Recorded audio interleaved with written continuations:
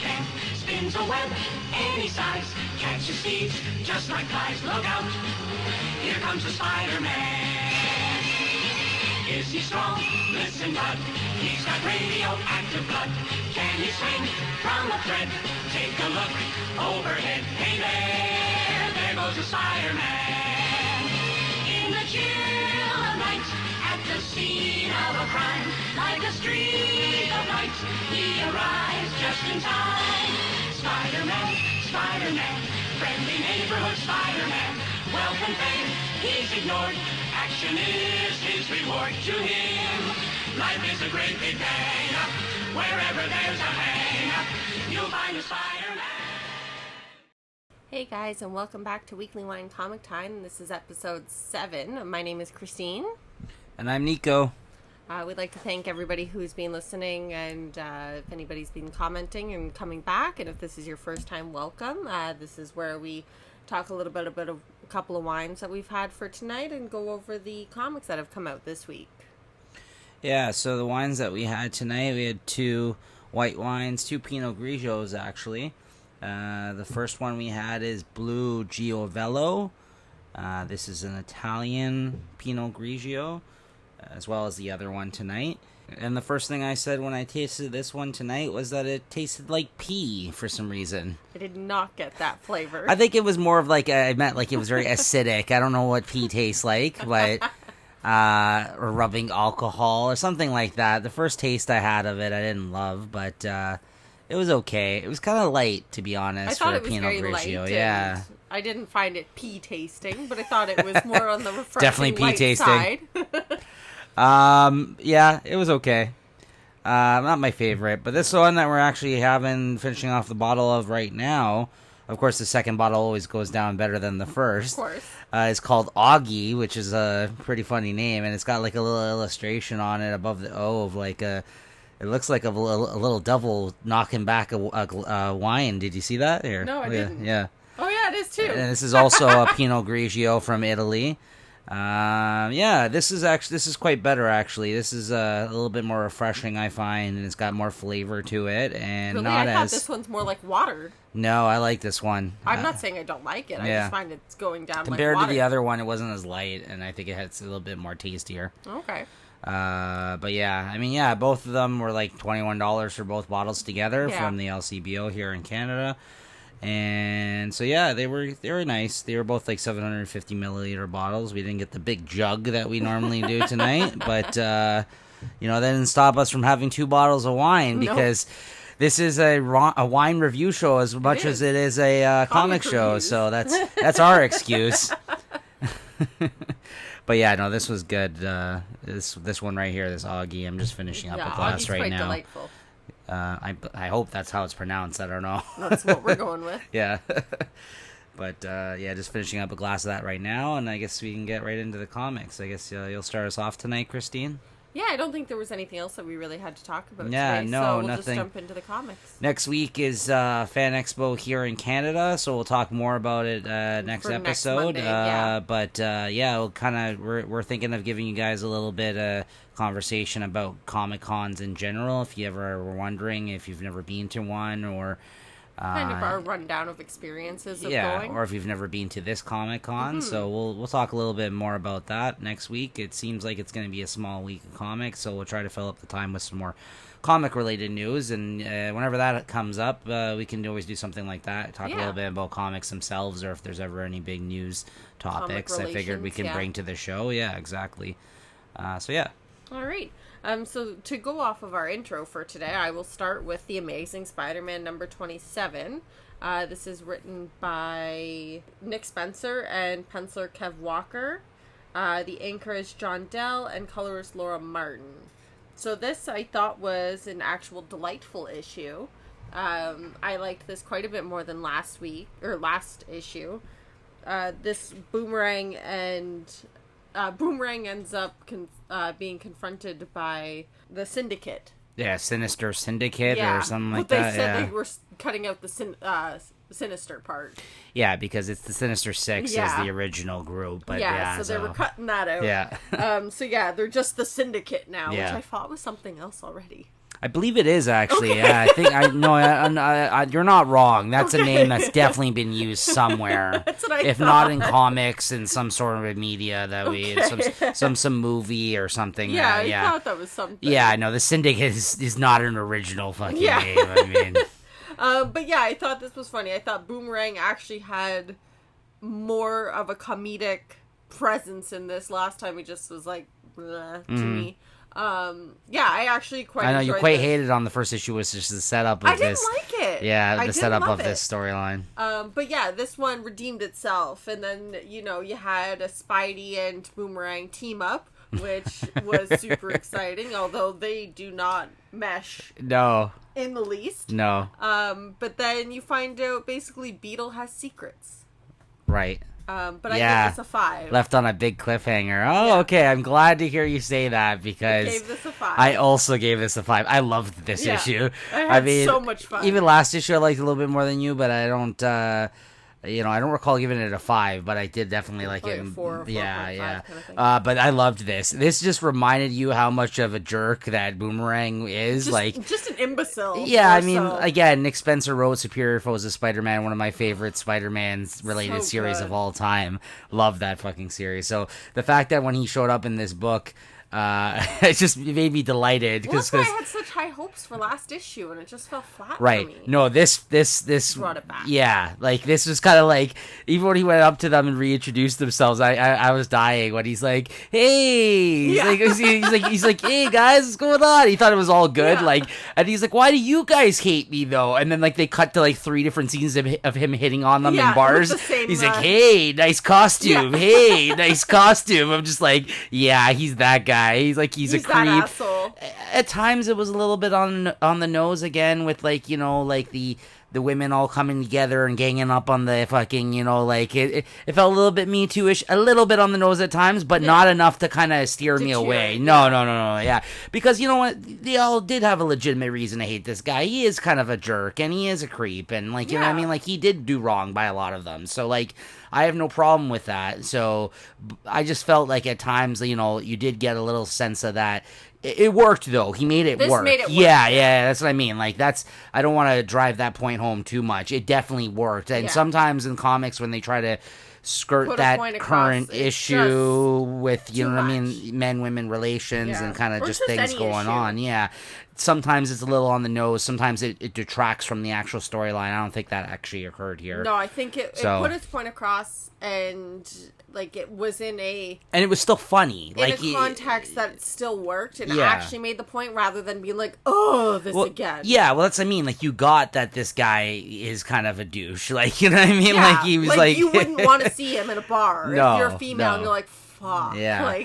He's a good guy, but he's just kind of also a jerk. He's a pighead. Yeah, exactly. Yeah, that's it. But I'm just saying he's not inherently trying to hurt anybody or trying to harm anyone. But he's just an ass. Yeah, for sure. Yeah. I gave this a 5 as well. And the Kev Walker art was enjoyable as well. Yeah, I liked it. It fits this storyline. Yeah. Okay, so next up we got Conan the Barbarian Exodus #1. This is written and drawn by Esad Ribic. I mean, there was some words in this which you couldn't actually translate. You didn't really know what was being said within it. But otherwise, other than that, it was one of those classic silent issues. I actually enjoy these once in a while. You will obviously need a good storyteller and a good artist at the helm of these type of stories because a story with no words is hard to do if you can't really depict scenes and emotions and kind of just if you're just not a good storyteller. So I find that whenever you do come across one of these, it's always in really good hands, usually, the person that they do for this. And when I seen this issue was coming out, it was because, for whatever reason, Jason Aaron and Mahmoud didn't come out with a Conan issue in this month was when it was solicited, so maybe they just kind of had to catch up on the next arc or something. But I was like, hey, one shot with Esad Ribic, collaborator with Jason Aaron as well, and I knew he would just knock it out of the park with a Conan book, after seeing his Thor stuff, and I was like, yeah, sign me up, I'll pick that up. So yeah, it was good. It was enjoyable. I don't think Esad Ribic is always the best at expressions. I've sometimes in some of his books, with like the big open mouth expressions of characters, I've made jokes about it, and there was even an ongoing thing on the internet where there was like somebody made a collage of different scenes from Secret Wars. I've never seen Oh, that. it's pretty funny. We talked about it actually. Your other one? Yeah, me and my other comic buddies there. We had talked about it before when the series was coming out. Okay. And there was somebody on the internet took a bunch of different scenes of characters from Secret Wars and put it on like it was like a collage. Open? Yeah, all of them just gaping mouths, like fucking shocked expressions. He doesn't do shocked expression very well, No. or. I kind of caught a couple of wonky expressions in this issue in particular as that well. too. Yeah, but other than that, the painting is very beautiful. He's a very good painter, though, and like in Landscape artist. absolutely, Oh my. absolutely, yeah. Because basically in this issue, Conan, this is a story about him when he left Samaria on his travels, and this is him going through the wild, surviving, like And he's trying 15. to. Yeah, he's trying to, kill wolves, catch his own food. You know what I mean? Like he gets attacked by some other warriors along the way. Yeah, I think he fought like wolves. He fought a mountain lion. He caught a mouse, which he threw up. Yeah, He fought a bear. That was actually one of the moments where I'm like, his face, he's like, eh. Like, it's just like, I was just like, because you could see him take a bite of it. Like, oh. Yeah, he didn't like it, Yeah. so he threw it back in the fucking field. Yeah, field mouse. Then he fought a bear, and then he fought warriors, and then he got goat milk. Yeah. Yeah. Yeah, it was enjoyable though. Yeah. I thought I mean the action scenes between him fighting the wolves and the bear and all that were pretty so good, badass. yeah. Yeah, that's what I mean. Like wildlife and animals and stuff is not easy to depict or draw for he draws artists. pretty Like lifelike. that's what I mean. And he did not just draw this. He painted this. Yeah. Like at the end of the issue, they actually show you the thumbnail layouts that he kind of did a rough drawing of all these pages. He laid it out and then he just painted it over it. Yeah. So like really, really nice looking stuff. So I mean, if you're a fan of Esad Ribic, or just of like fan of art? yeah, then pick this up. Story wise, I do, like I said, I do enjoy a good silent issue, but I always find, depending on like what actually occurs, you can't, like I said, this is kind of just him in the like. There's not much story to take away from this. Like I said, it's just him trying to survive, and that was that. Yeah. So I gave it a 4. I did enjoy it. But there wasn't much. It wasn't much story to take away from this, despite the nice art and the fact that it was just another Conan story. I gave it a 4, though. I did enjoy it. Yeah, so I gave it a little bit lower than you. I gave it a 3.5. I did enjoy it, but I just thought it was, again, like a very basic kind of storyline like we talked about. The art is good, but there were some... so I didn't know of all of these memes and things of his facial expressions, so I took that as kind of a like, "Ugh," kind of moment while I was going through this. But yeah, so I gave this a 3.5. It was still enjoyable, I just didn't love it. So my next one is Silver Surfer Black. I don't know if you're going to hate me for saying this. Go on. I think his art took a bit of a hit in this issue. Oh, wow. Okay. This was an incredible... Can I interject with something then? Wait. This was an incredibly busy issue.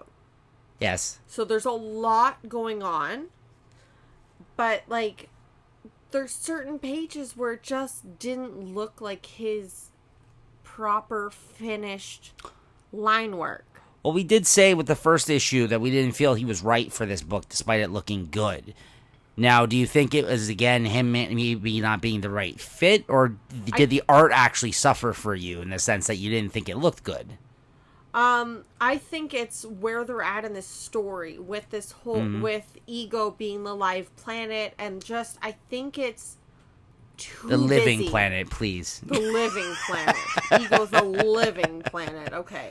I just, like, when there wasn't, like, the first couple pages, beautiful. Well, I was about to say, that double-page Absolutely. fucking spread where he's towering over and, you like see... the first, 5, 6, 7, 8 pages. Okay. And the double-page spread. Yeah. Stunning. But then as soon as you got kind of more into Ego and Like, just, him trying to take out the infection that's in Ego. I think it got a little bit too busy, and his background suffered. So where there was no background, like, his backgrounds just became blank. Like, if you look at, I'm going to show you a page. Yeah. This one. I liked that scene. I liked the scene. Yeah. But I don't think his art was as good as it usually is. Okay. Yeah, I think it was too busy for me. I think that's all it is. Okay. So I think his art suffered for me in that way. Yeah, so I ended up giving this a 4. This would have been like a 4.5 to a 5, but I just didn't think the art was as good. Wow. Wow, that hurts. I told you you'd hate me. That hurts. No. I will say this, because I was going to say this anyways. I agree with you in the sense that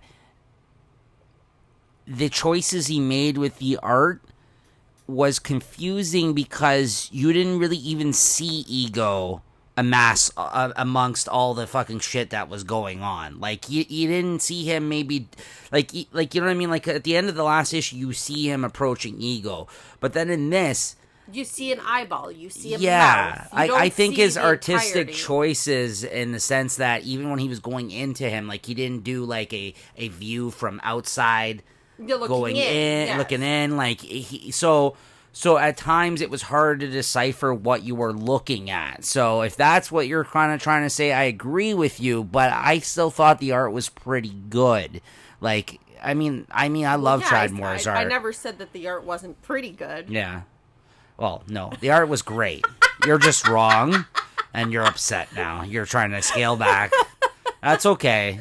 It's okay for you to be wrong once in a while. I'm not going back. It's all right. It's all right for you to be wrong once. But for me, I thought the story itself, actually, this whole way through, I thought the story's just been, the highlight has been the art. The story's been fine. But the part that I liked the most was when he actually did have to drill into Ego in this. Like, I didn't know his fucking, cool. I didn't know his fucking board could do that. I don't know if that's something they just made up for the turn into a sword. Yeah, turn into a drill. Yeah. But that was cool. Yeah. I actually liked the visual of him going kind of burrowing deep into Ego. But again, I wish you could have seen what maybe Ego's expression was on his face as a planet as he was going into him, because he didn't really get any of that. So I just thought the choices he made may have not been the best. It's been pretty experimental, I would say. Yeah. So but yeah, I give it a 4.5. So, okay. Not much more than you, but definitely not going to say that the man's art is shit. I never said his art was shit. Yes, you did. We have it on record. Yeah. All right, so Event Leviathan number 3. This event is not doing it for me, I find. I don't know. I'm saddened to say that. Going into this, all the Superman stuff has been really great leading into Leviathan. Still, the tie-in issues of Superman in regards to Leviathan stuff, I think Bendis has been doing has been good. It's just action. Superman's its own story. But yeah, action's still been good, and Maleev looks great. I mean, this issue, he still looks good. I would say the first 2 issues he may have looked a little bit better than this issue, but I think it's just, again, maybe some of the choices he made with the layouts or what he was drawing exactly in this, but I still think it looks really, really good. But I mean, for me, so far, the highlight has been his art in this series, seeing him do DC stuff and working with Bendis again, but not so much the story. I don't know. I mean, we're 3 issues in. We're about halfway through the 6-issue miniseries, and I just don't feel we're kind of, you know what I mean? Like, it's... Like, I know it's a mystery, and I know that's how mysteries work, but the way it's going so far, I ultimately think we're going to be disappointed by the reveal of who this person is. So, like, just not a lot to latch on to each issue. You don't get... like, the ending of this was good, like, because someone shows up that may change the playing field next issue. Yeah. But, I just, for whatever reason, even spending time with these characters with, the Bendis dialogue and stuff, it's just not doing it for me. For whatever reason, this has just been a little disappointing for me, this series so far. And like I said, it really hit me when I'm like, this is the 3rd issue, so I'm like, I haven't felt the impact of this series really so far. So I give it a 3.5, and again, that's based off the art. I thought the art was great. It's just the story hasn't really been doing it for me, and I guess maybe that's also unfair because I'm kind of rating it based off the whole event so far, but this issue in itself, like the last couple of issues, I was like, okay, not bad. Maybe we're going somewhere. This was just like, no, I felt the same way. Yeah, kind of meandered. Yeah, I was bored in this issue. Yeah, I found this issue dull, not very informative. The ending, the surprise ending, had it, a good impact, and hopefully that picks up the next issue. Yeah. But I also gave this a 3.5. I just felt very bleh while reading it. I didn't feel like I had a connection to the characters Whatever that that were going means. on. You're a fucking sassy one tonight. That's what you are. I think this is Augie wine. Yeah, the devil in the wine is getting to you. Yeah, I'm dealing with a fucking sassafras over here. Sassafras. Who even says that? I do. Yeah. 80-year-old women. That's who. It's me. Pretty much. Yeah. Go on. But yeah, I don't know. I didn't love it. The art was good, but I just felt very dull reading this. Yeah. Very mixed bag of comics tonight. I'll say that. Very. I'll say that now at this point. I didn't want to start off with that, but definitely ratings across the board tonight. Yeah, which is not a bad thing. It's just they at least it's not all bad books or all good books, because then we can appreciate the good exactly with some of the dull. Exactly. So to pick things up though, Fantastic Four, number 13. This was enjoyable. Yeah, I loved this. Yeah, you like this book quite a bit. I really do. Yeah. I think Dan Slott's doing a kick-ass I'm job surprised with you this. like it as much as you do. But yeah, I thought this was really fun. So Thing is still fighting Hulk, and Hulk is being controlled by Puppet Master. Yep. And I always want to say Taskmaster. I'm like, not the right person. No. Yeah. Yeah, so they have this whole colossal fight, and Thing ends up winning in the end. And I don't know if I should say too much more, but I will. It's okay. So spoilers. Yeah. Yeah, so through pure basically love, he ends up punching the shit out of Hulk. Kind of similar to the Superman thing that we read last week in Superman Up in the Sky. Kind of like one of those things that just his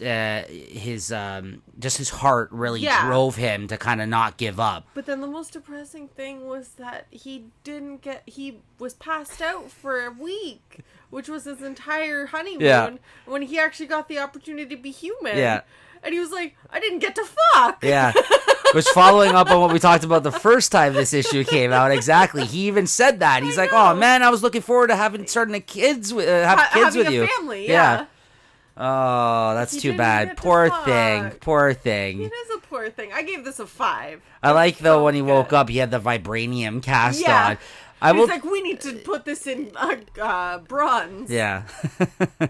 Yeah, I did feel bad for him at the end of that. At the end of the day, he didn't get to hook up with his lady like he had planned on his honeymoon because of this.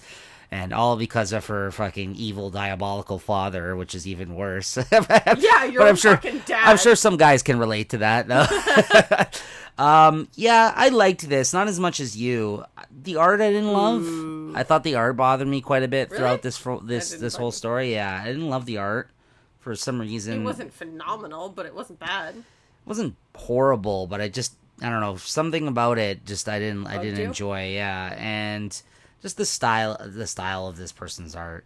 And I don't know if this has occurred before in Fantastic Four comics, or maybe I've just never read it or recall seeing it. I didn't enjoy how, as he bashed his rocks away, you seen blood underneath. There was a bloody... He was swollen. Yeah, I get it. It may have affected him when he turned back into Ben Grimm and his face was all fucked up. That makes sense. But and I've seen Hulk fights before with the Thing, and the rocks go flying everywhere. It's a great visual. That's fine, but I've never actually seen to the point where it looked like he had flesh underneath. Yeah, he almost had a bloody, fleshy underground under the rocks, on his skin. Yeah, I did notice that. But I didn't like that. I don't know if that was if that's a thing or if that's the artistic choice here. Yeah, exactly. Or if that's an actually established a story thing that happened before that I'm not aware of, or I don't know. I'm not the one to answer that question. I didn't love that. I didn't love seeing that. I think the thing should be all rock. I don't think that we should see. He doesn't have a heart. Yeah. He doesn't have a fleshy heart. Yeah. But yeah, I gave it a 4. I did enjoy it. I liked the ending. I liked the reasoning of why he beat him at the end of this story. And all that stuff was great. I just the art along with the that skin thing kind of bothered me. Fair enough. All right, next up we got Black Hammer Justice League number 2. This is by Jeff Lemire, art by Michael Walsh. I loved this issue. I thought this was fantastic. I was really happy to see that we finally got that character interaction. I know it was only one issue of setup, which led us into this, so we haven't been waiting long. But even throughout that whole first issue, I was like, oh man, I want to see these guys interact with each other. And then we got this in this issue. Yeah. Like, basically, it seems that like 10 years has passed for these characters, like the main core of the Justice League, like Wonder Woman, Batman, Superman, The ones Cyborg. that got put on the farm, yeah, everybody that got put into the Black Hammer universe, they're claiming that it's been 10 years, or at least it feels like it's been 10 years. I don't know. Obviously, time moves differently there, because for our main characters, the Black Hammer guys in the DC universe, it's been like a day. There's a reasoning for why this is going on. So, I guess that we'll have to see what ends up happening with that. But but the Black Hammer guys, now that they're in the DC universe, they end up having to face Starro, which is like famously one of I think the first Justice League fight in the comics they ever actually had, in the old Golden Age comics. Yeah, Starro was like an old ass character, and so.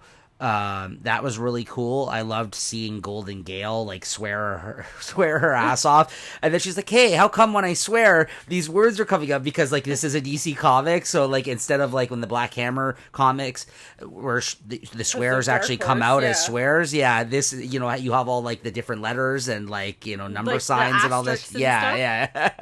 I loved that. That made me laugh. I loved how she was hitting on fucking what's his Aquaman. Yeah. She's like, "Hey." He's like, "How you doing?" He's like, "Hey, sailor," and he's like, "Please stop looking at me that way." Please stay away from the young child. Colin O'Weird is in space, and he meets all the Green Lanterns. I think is it Colonel? Yeah. Okay, sorry. Colonel Weird is in space talking to all the Green Lanterns. He's like, "Oh, so much green. What's going on?" And he's like, because he's always whacked out. Yeah. And then him and what's his name? John Stewart. John Stewart.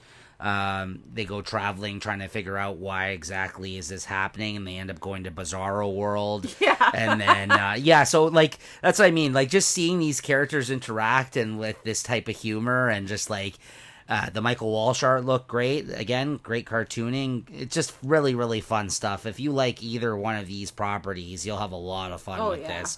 But yeah, I gave it a 5. I really, really enjoyed this. Yeah, there's not much more I can add to this. I enjoyed this immensely as well. Like you said too, it picked up a lot from the last issue. Yeah. Where this just hit the ground running here. So it went off the startup and just took off, which I thought was great. I think the funniest part for me was the Gale swearing and the Bizarro friggin' Black Hammer characters. That was pretty good. I also thought it was clever that Bruce now has nothing to do because there's no crime where they live. No, he's just bored. Yeah, so he's patrolling. He can't do anything. He's like, "I'm on my patrols." Yeah. And Kent is just like, "What are you doing?" Yeah. There's nothing to do here. Just stop. Well, the cop pulls him over and he's like, "Bruce, I thought we already had this talk." Because he's in this world, you got to remember now, he's not a millionaire. He really has no purpose. He's just basic. Yeah, exactly. He's a basic man. Yeah, he's like, "I'll tell you what's wrong, Sheriff," or whatever. He's like, there was kids that tipped 3 cows last night or something like that. It made me really laugh. Tipping. I'm like, is this really what it's come to now? Yeah, Bruce? For Batman's defeating cow tippers. Yeah, so that's where we're at. That was very funny. Yeah. So you also gave it a 5? I did give it a 5. I quite enjoyed that one as well. Look, we agreed. Okay, so my next one is Gideon Falls. This is issue number 16 by Jeff Lemire and Andres Argentino. Holy shit, this was one creepy issue. So this picks off right away with you see what was his name, Danny as a kid, and kind of his, I guess, first experience with the Black Barn, I'm assuming. We didn't see any different. And then you kind of see his dad there, and then all of a sudden he is back with his sister, which he doesn't know he's Danny. He thinks he's Norton. And you find out that basically this creature in the Black Barn has orchestrated this whole meeting basically to get him to be back with his father, because Norton pushed back so much that he couldn't be freed. So he made a pathway to his father, which always believed in him. He's trying to use him as the catalyst to kind of, to break the imagery in this with the father was insane. Yeah, that last scene on his on the hospital on bed, the deathbed, basically. Oh my! The last 3 pages of this, stunning. And just like the guy's face when it pops up in the dark, and it's just he's very creepy looking. Oh, I loved it. I gave it a 5.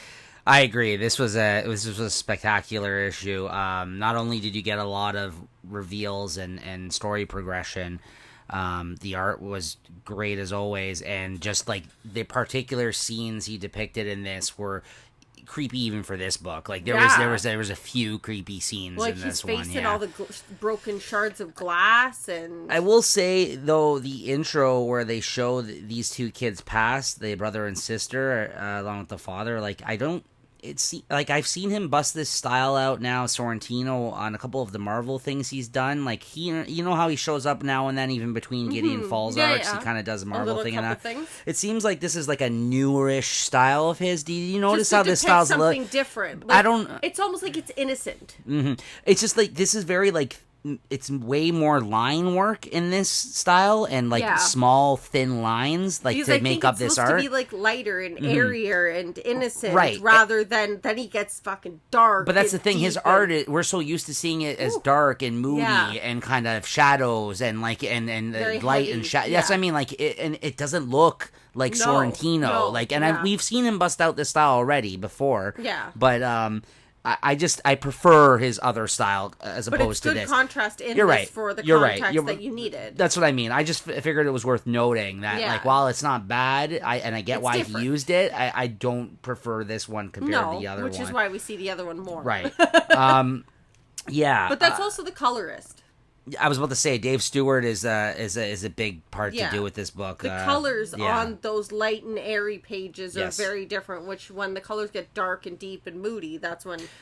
But when Sorrentino did his own colors in the past before as well, and like it's the same thing. It's a lot to do. That's with what I'm about to say. Like his art, the way this looks, like for majority of the book, is what he normally looks like. Yeah, exactly.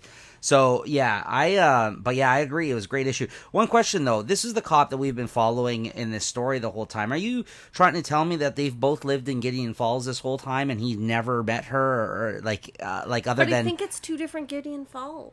Because he says he's coming from a city. Because you remember that issue where everything got really fucking weird? Yeah, it all kind of got mixed up. Jumbled. But we've met these characters, the cop and that man. We've met them through the priest. Has that mask on. Whereas when he took that off, he's got all the scarring. Well, yeah, that's why you get that flashback of him falling out of the tree. Yeah. But he's always called himself Norton. Yeah. So with the mask on, she probably didn't know. Right. And he doesn't remember anything, so he's Norton. Okay, that was my only question, because I'm pretty certain these are the characters we've already been introduced to in this series. But now there's some sort of new story thread telling you that, I just found out this is my long-lost brother. I haven't seen it since I was 9. And I'm just like, you guys both lived in the same town, supposedly, and you never actually, like, you know what I mean, met each other?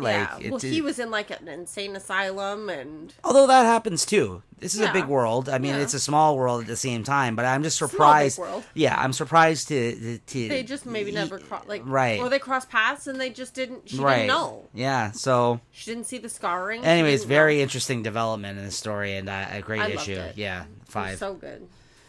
All right, Powers of X, number 2. This is written by Jonathan Hickman, art by R.B. Silva. I don't know what to think of this one. I will say this. I enjoy this storytelling method happening in House of X more than I do in Powers of X. I agree. I don't like that we're getting so many different future setups in each issue. Even though these issues are a little oversized, I don't like how we're only getting a few pages dedicated to 4 different timelines of this.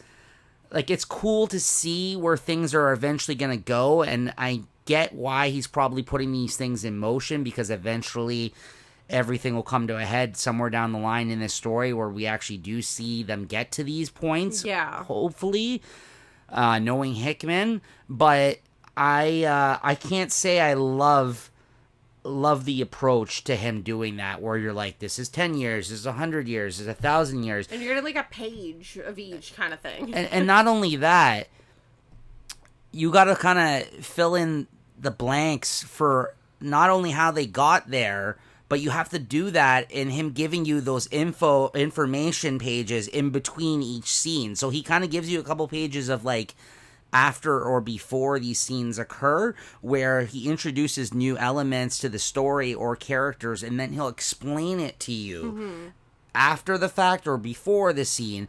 But then you're still trying to kind of wrap your head around what you've basically just read and how they got there to begin with. So then it's almost as like he's doing that, but then he's doubling back and telling you, well, this is what you just saw, and these are the characters that you just kind of met, and this is why it happened. And sometimes that works, and sometimes it doesn't make for a great reading experience for me, because for whatever reason, everything that's happening in present day in House of X just works so much better, because you're getting that story, you're able to focus on one story at a time, as opposed to 4 different fucking timelines in and this 8 one. different levels of status. Yeah. And So, like, for me, like, I only liked half of the different timelines you saw in this issue. Like, once you got to that fucking one that's like 1,000 years in the future, I'm like, I don't even know what's happening here. And then he explains to you, like, all the different levels of, like, different planetary levels and galactic levels of different species and like creatures, and I'm just like, what does this have to do with the X-Men even at this point? You know what I mean? Like, it's so I don't know. Like, listen, in Hickman I trust, and maybe if I read this one more time it'll make a little bit more sense to me, but this was the one where, even if you recall me saying the first one, I was like, I didn't love Powers of X compared to House of X, but this issue was the first one where I'm just like, I don't know if I really dug this as much. Like, you're still introducing a lot of really cool new ideas, but it just didn't make for a great reading experience this time around for me. Like, I like the approach he's taking in House of X way more. So anyways, I gave this a 4. I'm so happy to hear you say that. Yeah. Because I felt like an imbecile reading this. No, this was pretty advanced. Like, this went over my head quite a bit. And I, like I said, I you know, I'm repeating myself at this point. I did note that with the first issue that I didn't love how they were gonna, like, if it was gonna just them set up the 4 different timelines and maybe focus on 1 or 2 at a time each issue, that would have been fine. But the fact that he's visiting 4 different timelines in each issue, I don't like that story. I don't like that choice that he's making. I don't like it. I just wish that he would focus on a little less at a time than he did in this issue, because he's introducing, while the other ones are introducing all these new, really creative, fresh ideas to the X-Men mythos, this is introducing things that are happening 1,000 years from now that it seems like at this point mean nothing to us at this point in the story. Yeah. Like, I get it. Eventually it might. Yeah. But, like, right now. as of right now, yeah, no. Yeah, so, like, the first one, I agree, it was a lot, but it was an awesome setup, and I did give it a 5. But this, I gave a 3.5. I don't even know half the crap I read in this, and I do trust Hickman, I do like Hickman, but I think almost his info dumps in this are too much.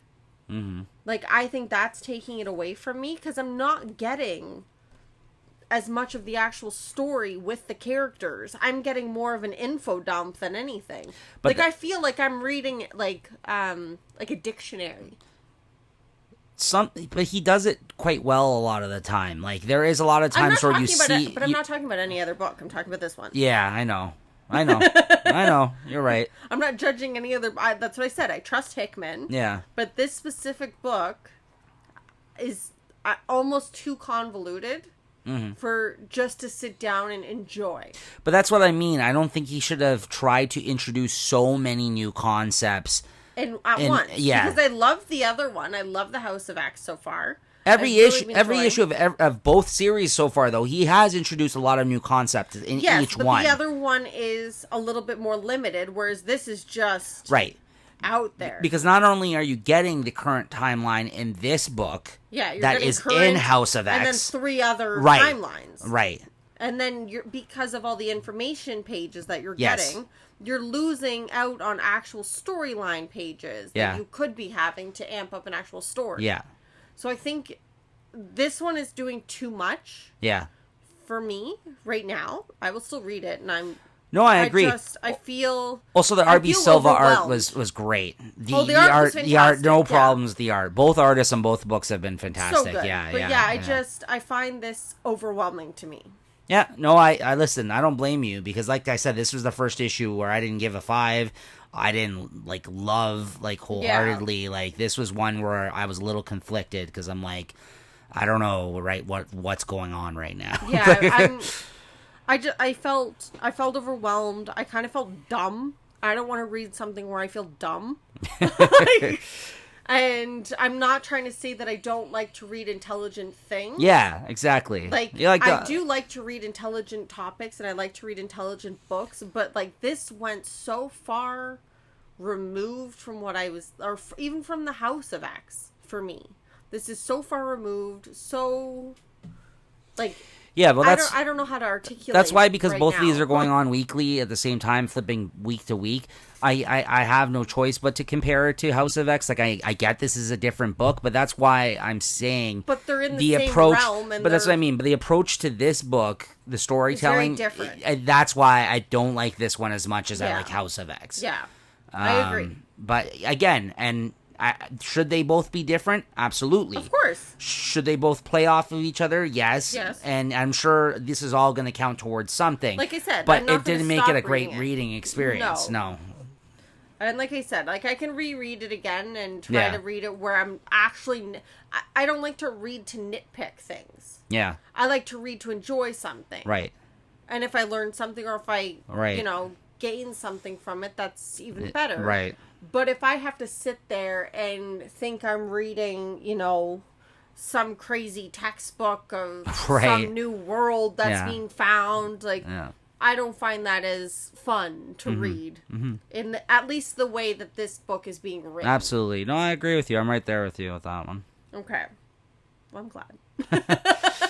I was scared of that one after. If I was like, wow, this was amazing. I got everything. That's what I was expecting. I was like, oh, Lord. I'm like, he needs to rate this first so I don't sound so stupid. Yeah. No. This is the first one where it was a bit of a head scratcher for me. Yeah. Okay. Yeah. So my last book of the evening is one that we kind of picked up on a whim, I think.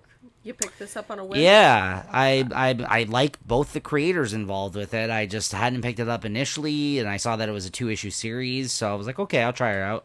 So this is The White Trees, A Black Sand Tale by Chip Zdarsky, Chris Anka, and Matt Wilson. So this I had... So talking about a whole new world and learning about a new world, this just jumps right in. I had no idea what this is about. I didn't have any clue of the story that we're getting. This was so much fun for me. The story is quite basic. You get, a couple, their kid goes missing and now they're trying to find them. And so that's kind of your generic storyline. But the characters in this, the worlds in this, you get a map in the beginning, which is always fun. You get dragons. Then there was some crazy nymph orgy woodland scene, which they overcome. There's a big, devil dick. We had a lot of devils in this recording today. Yeah. I gave this a 5. I had so much fun with this. Wow. I thought But you have to know that I like all of this kind of more fantastical, so I feel like you're going to give this lower. But I enjoy the fantastical worlds a lot more than he does. I didn't really know too much about this other than I really like the team. First off, Chip Zdarsky's been doing a lot of great work lately. He's been writing a lot of great stuff. Chris Anka, I love his art. I love his style. What else does he do? He did Runaways last for Marvel, which you read couple of trades. Trade, yeah, that's right. I love his art. I love his the style of his characters. How like his character designs, I think, is a big thing. Like he always in Runaways specifically, he kind of always did different clothing for all the characters and styles and kind of very unique. Yeah, and even in this book, it's a fantasy book, but he's not going balls to the wall crazy, trying to make everything look super out there. Yeah, no, you've got some human looking figures. You got an elf look human guy, and then you got cat people. Yeah, but that's what I mean. But it still looks great. It's really good. But yes, I don't like fantasy as much as you do. I'm known to like fantasy now and then, depending on kind of how much of a deep dive the fantasy is having how here. It goes into the world. Yeah, or specifically, I would say more so how much magic type stuff is involved. I'm not usually a fan of too much magical type stuff, but I don't love Harry Potter. I don't love Lord of the Rings so much, but I like aspects of both of those things, certain things. So yeah, I didn't really know anything about this going into this either, but I thought he did a pretty good job. I mean, it is an oversized issue. This is only a 2-issue series, so I don't know if he's going to be doing a bunch of these type of 2-issue kind of installments in this world, or if this is going to be it. This is all they're going to do. But this is all they've kind of announced at this point. Basically, this is about 3 war heroes who have now, I guess, retired and moved on with their lives. And one who is apparently a disgrace, at least the one guy says, one of his comrades, he decides that he doesn't like him because he kind of dropped his sword and walked away from the battle, and some of their friends ended up dying as a result because his wife got killed in the heat of the war. And for whatever reason, I guess he had to turn his back on him and basically became a pacifist of some sort. He just didn't. He just worked on a farm. He stayed to himself. But he doesn't seem like he believes in war or fighting or you know what I mean. But he still's got skills, obviously, as you see in this issue. But he kind of just doesn't believe, I guess, in everything that's going on. He doesn't want anything to do with it. It's just one of those stories where someone's moved on with their lives, and because of his wife dying, he focuses on raising his daughter and mending a farm. And the other 2 characters in this that are his comrades in war there are gay males. And one of them, I guess, used to be married. So there's the cat warrior guy who's gay with the elf character in this.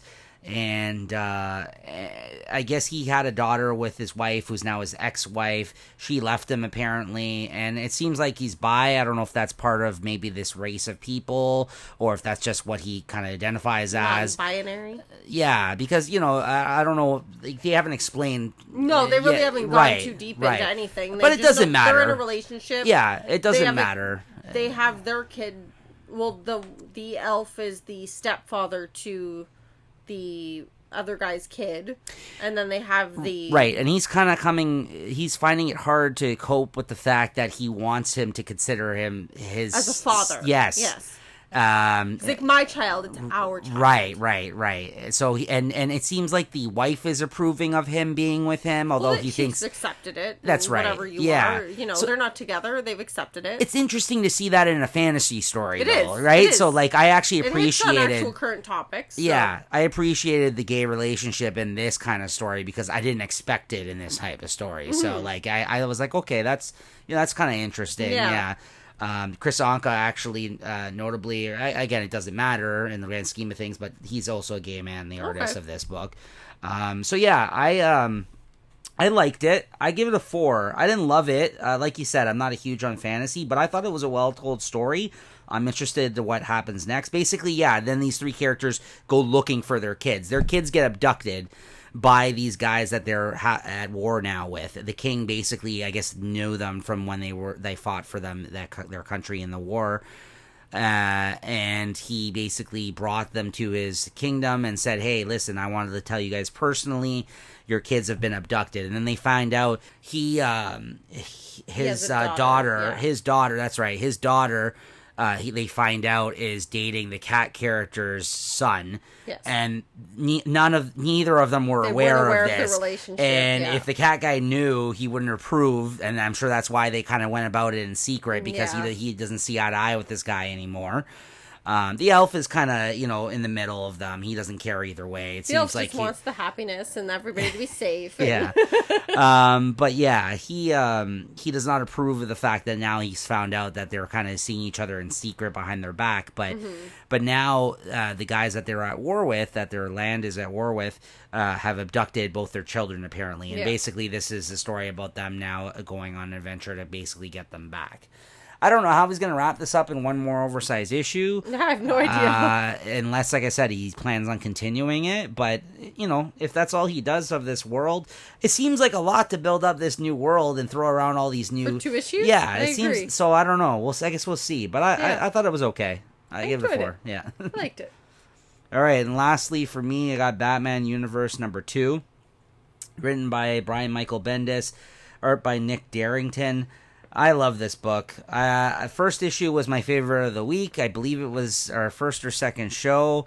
I just love how Bendis writes Batman in this. I love the humor that he brings to the character. I know not everyone is a fan of a humorous Batman, but I haven't found Batman to be the one that's very humorous in this book so far, but more so the people around him. And so he's usually off of him. Yeah, they usually puts him in some very humorous situations as a result. Like I love the Alfred banter with him over his intercom. That was great. I love how he wrote the Riddler as a dumbed down version of this because he was being affected by whatever was in this like Fabergé looking egg that he's been carrying around. And I love how the reason I'm guessing why they called it Batman Universe is that he's using this as an excuse to visit different places in the DC universe so far. Like you go to Gorilla City in this. At the end of the issue, he ends up in Thanagar. Yeah. So like where Hawkman's from. So like it's a nice little journey through different areas as Batman kind of goes on this mystery to solve. And to track down the Riddler and whoever basically set up the Riddler to kind of steal this artifact and to figure out what it is exactly. But for whatever reason, it dumbs people down and affects them for when it's in their presence. So the Riddler was always throwing out shitty riddles in this, like, and he was just like. Yeah, it was very funny. Like there was very like the most basic grade 2 riddle. Yeah. Yeah, and he's like, "Whoa!" He's like, "You said that riddle to me the first time we met." We're like, "What's black and white and red all over?" Yeah, exactly. Anyways, I gave this a 5. I love this story. I had fun with it. I didn't enjoy it quite as much as you did. I gave it up for 4.5. I thought it was really good. I liked the art in it a lot. Who is Vandal Savage? He's an eternal character in the DCU. Basically, he's somebody that's lived forever. Like he doesn't die. He just is. Yeah, like he just. To be honest, he's not like a favorite character of mine, so I don't know too much about him. But he always pops up in a lot of Superman stories, primarily from what I've seen. He's just this eternal character that's been around since like the dawn of time. Like he just exists, and he basically. I feel like that should have hit me harder, and I was like, I don't know who this is. he is a popular DC character villain. It's just like not one of mine. Like he's not one of my favorite, but yeah. It's one of those things where I read it and I was like, okay. Yeah. But yeah, I gave this a 4.5, maybe because that type of thing didn't hit. This one page, like the double page spread of him jumping around. That was awesome. That was awesome. Yeah. Yeah, I thought that was a really fantastic page, double page spread there. So yeah, I gave this one a 4.5. I know it was a little bit less than you. So what was your favorite of the week for tonight? I don't know. Hard to say. Let me look over my the comics here very quickly because I didn't. To be honest, I didn't have a clear winner when I was reading them. So this one might take me a moment. Oh yes, Justice League Black Hammer Justice League issue number 2 was definitely my pick. I had the most fun reading it. It made me laugh. I enjoyed, like I said, seeing the interaction of both these worlds come together. I loved the dialogue between the characters. I loved the setup of the issue. The art was great. Yeah, I mean, Amazing Spider-Man and Batman Universe also both pretty good, but I'm gonna give the slight edge to that because I was waiting on this. Like we didn't get that. We didn't get that from the first issue, and for me, when I read the first issue, I thought, "Oh yeah, this is gonna be my favorite of the week. This is gonna be fantastic." Like but I didn't get that with that issue, but I got that certainly with this issue. So yeah, I got to give it to that. Okay, so I'm having trouble. So I have a very feels worthy issue. Yeah. I have my horror issue, and I have my fantasy issue. Well, straight off the bat, if you want my opinion, Fantastic Four isn't worthy of it. It wasn't really leaning there, but I liked it so much. But it wasn't. I don't think it had the edge on the other two. Yeah. But I think I have to have my geeky fantasy side win for tonight, and I think it's got to be White Trees is my pick of the week. Wow, I'm glad I picked it up on the whim like I did, because that wasn't originally going to be part of our rundown this week. I know. But I figured, see, that's the bad thing about this show, too. Now I'm like, oh, well, I'll try this out, bring it to the show, now like you need more to read. Yeah, exactly. But I'm just like, that'd be fun to talk about. Maybe like a new issue of something. You never know what can happen. It could be your favorite of the week. Yeah. Okay. So I'm guessing you'll be sticking with the next one then, issue 2 I of need 2. to know issue 2. Like I need to know now. Yeah. Oh, okay, good. No, I'm glad you liked it. You certainly liked it more than I did, but you said, it scratches my fantasy itch, exactly. which I don't get a lot in comics. That's because I don't read many. I know. I know we read a lot of books together, but I normally do a lot of the ordering, and I just pick based off of what I think will be good. I get right? a few decisions in there, but not a lot. But yeah, okay, great. That's good. So White Trees. Yep. So that's it for us for tonight, guys. Thank you for joining us again. Yeah, and we'll see you guys next time. Make sure to check out our other shows that we have on the Late Night Chat Network on SoundCloud. We also do another comic-related show called Trade Talk. Well, I record that one myself by myself. I kind of discuss different trade paperbacks I read week to week and give a more kind of in-depth review of each book, and kind of give you guys an idea of whether or not maybe it's worth picking up. And as well as we got the Late Night Chat with JT and Niko episode, our flagship show, which I want to give a little shout out. They're coming up to their 30th episode. Yes. So it's the OG late night podcast. Yeah. For this, it was the original show we started out doing, and these other shows we kind of branched off from there with. So yeah. So it's hitting their 30th. We've kind of already hit a landmark. That's pretty fantastic. Mm-hmm. Yeah, very much looking forward to it, and another 30 more, and there 30 of these ones here. Weekly Wine Comic Time. All right, we'll see you guys next time. Thanks so much, guys.